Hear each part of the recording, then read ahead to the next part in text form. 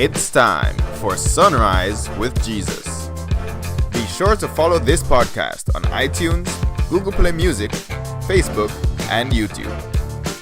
Today's Sunrise is sponsored by Bible Talk with Mary, Thursday, November 9, 2017. And now, be blessed by today's rise.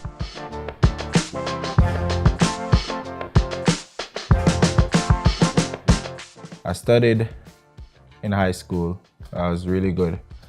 One of the smartest in my class. And so I could have chose whichever career I wanted based on the subjects that were laid out. And I went with math. I loved math and I enjoyed just doing it. Fast forward to having to choose a career once I got to the university level. I went with actuarial science, which is pretty much math-based probability statistics, and it's one of the rougher courses at the university level, especially in the sciences. And I did pretty well at it. I graduated with honors and I landed a job right out of school. But one of the things God exposed me to was what it was like being in ministry and trying to accomplish God's goals rather than my own. And He did that through a process of starting this television network our church started called BTBN. And so day in, day out, we were just trying to learn new stuff, how to edit, how to record, how to use proper lighting and cameras. And I found hope in it because doing each of these things, we were reaching souls. And then my job started. And in that job, I enjoyed it. I had to travel, which was one of the reasons I chose this career in the first place. And I got, I had a solid salary. I had bonuses. I had per diems every time I traveled. And with every job, it has its challenges. But with this one, it had its challenges, but I liked it, And I remember being in a session one time and everybody was saying how they want to be in full-time ministry. And I remember saying to myself, no way. I do not want to be in full-time ministry. I'll try to balance both worlds, but I wasn't given over to full-time ministry. I love the idea of it and I appreciate everybody that did it, but it's just not something I saw myself doing. But as life progressed, as the job became more and more of what I loved, I realized that love started to shift. So here it is, I'm thinking everything that I wanted is happening, but I'm shifting more towards how we started. Trying to minister to souls, doing whatever it took to get the message out there. And I couldn't wait to get home.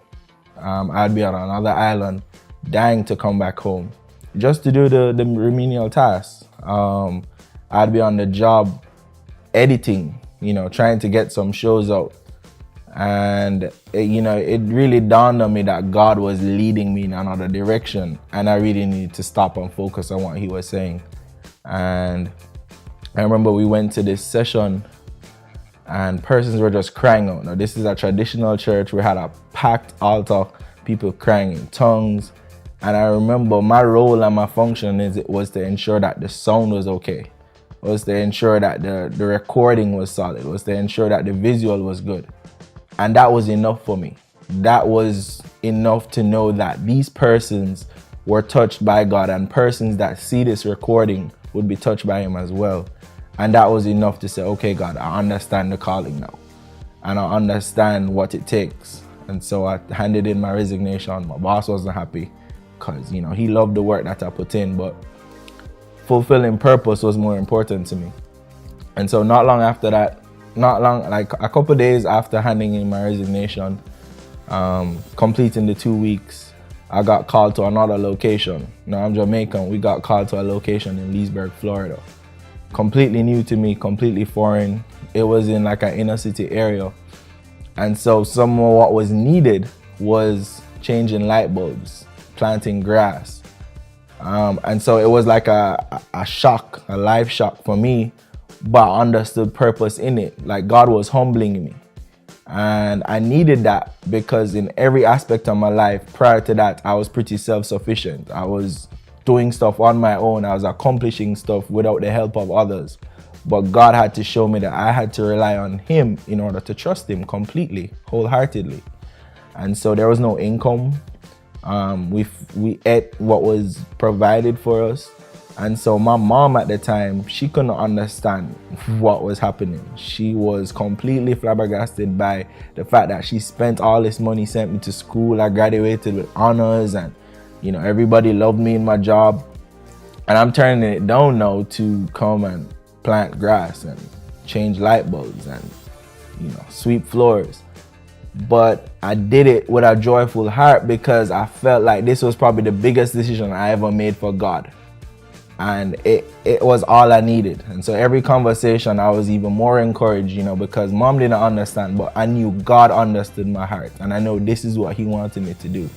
And so it wasn't always, changing light bulbs and all of that. But after that process of just that, him teaching me humility, teaching me trust, teaching me confidence in him, he started to open up other platforms. And I remember it was a team of us, and we had to minister certain areas.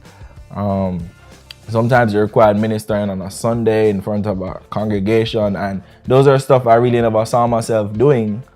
But understanding purpose and understanding everything he wanted me to do, I was now able to say, okay, God, well, you've taught me so much. Why not just follow you completely?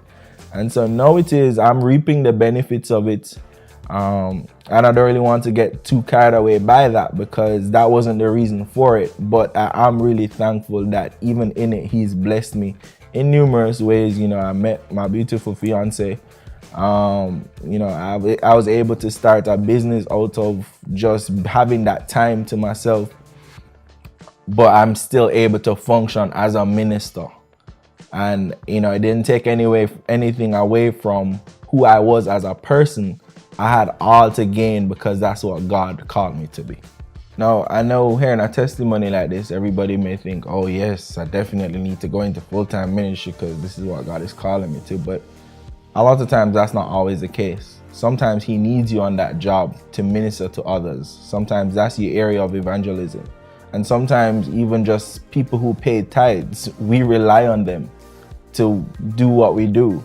And no, the answer isn't always I'm going to go into full-time ministry. Listen to God on what he's asking you to do. I am Yannick Nesbeth, and I was able to overcome pride and giving complete control of my life over to God. And I was able to do that through the blood of Jesus Christ. So remember, always have your sunrise with Jesus.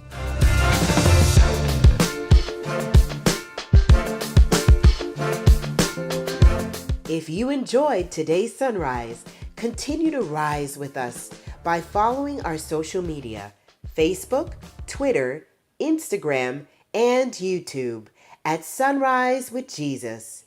And lastly, visit our website, www.sunrisewithjesus.com. Sunrise with Jesus, as faithful as the sun.